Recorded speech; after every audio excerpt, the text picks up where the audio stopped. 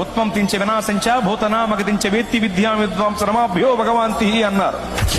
అంటే దేవుడు అనబడిన వాడు సృష్టించుటకు సంహరించుటకు తగిన శక్తి కలిగి ఉండాలి. భూత భవిష్యత్ వర్తమాన కాల విషయములను ఎరిగి ఉండాలి. ఈ అర్హతలు కలిగిన వాడే దేవుడు అని భావం. ఈ రెండు అర్హతల్లో మొదటి అర్హత సృష్టించటానికి సంహరించటానికి కావలసిన శక్తి మహాశక్తి. అంటే మహాశక్తి కలిగిన వాడే దేవుడు, అనగా మహాశక్తివంతుడే దేవుడు. మరి మహాశక్తివంతుడు ఎవరు? నలుగురిని నరికినవాడా? 10 మందిని బాధినవాడా? నలుగురిని నరికినవాడు 10 మందిని బాధినవాడే మహాశక్తివంతుడైతే అలాంటి వాడు చాలా మంది ఉన్నారు లోకంలో.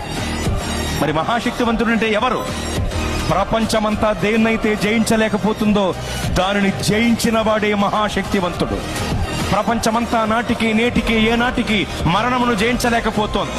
మరణమనే మహమ్మారి మర్యాద లేనిదై మానవ జాతిపై విరుచుకుబడి మరణ మృదంగాన్ని మ్రోగిస్తూ విజయ వికటట్టహాసం చేసి వెర్రవీగుతుంటే మరణమనే మహమ్మారి యొక్క పీచమణిచి దాన్ని ముళ్ళు విరిచి మరణమును జయించి తిరిగి లేచిన మహాశక్తివంతుడు యేసు ప్రభువు వారు మాత్రమే.